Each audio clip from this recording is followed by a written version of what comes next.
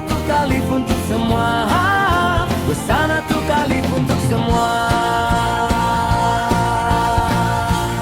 Dan hari yang dinanti-nantikan pun tiba.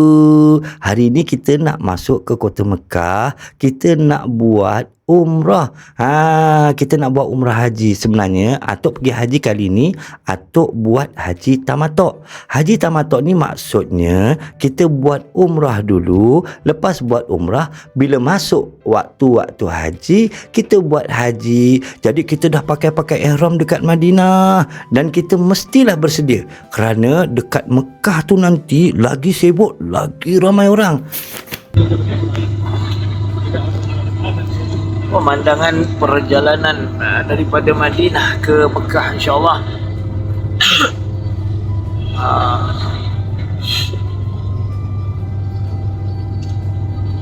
Dan perjalanan mengambil masa lebih kurang 6 jam, lebih kurang 450 km.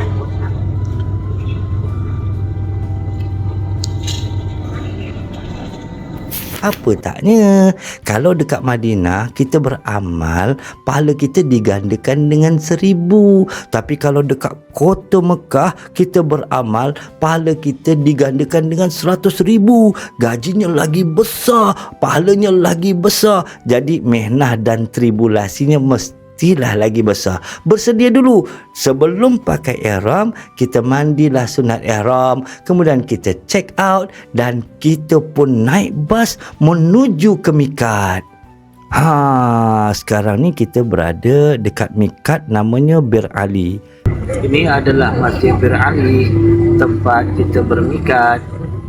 Tapi oleh kerana hari ini hari Jumaat dan orang ramai, jadi Atuk tak turun.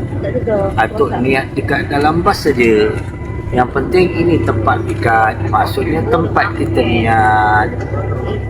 Kalau orang yang berada daripada Madinah, dia nak masuk ke Mekah, dia mesti bermikat di Bir Ali. Mikat ni ialah tempat kita berniat untuk melaksanakan umrah atau tempat kita berniat untuk melaksanakan haji. Jadi mikat ni ada banyak. Cuma Atuk nak beritahu, kalau kita masuk daripada Madinah, inilah mikatnya.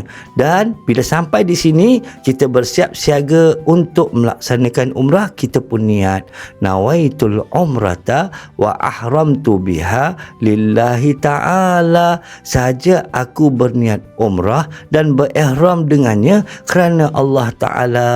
Bila kita dah niat je, kita kena jaga 13 pantang larang. Apa pantang larangnya? Antaranya ialah tak boleh pakai minyak wangi, antaranya tak boleh tutup kepala bagi orang lelaki, antaranya tak boleh potong kuku, antaranya tak boleh pakai pakaian yang berjahit dan macam-macam lagi. Kita kena kekal dalam keadaan ihram dan menjaga pantang larang ini sehinggalah kita selesai tahallul, iaitu bercukur.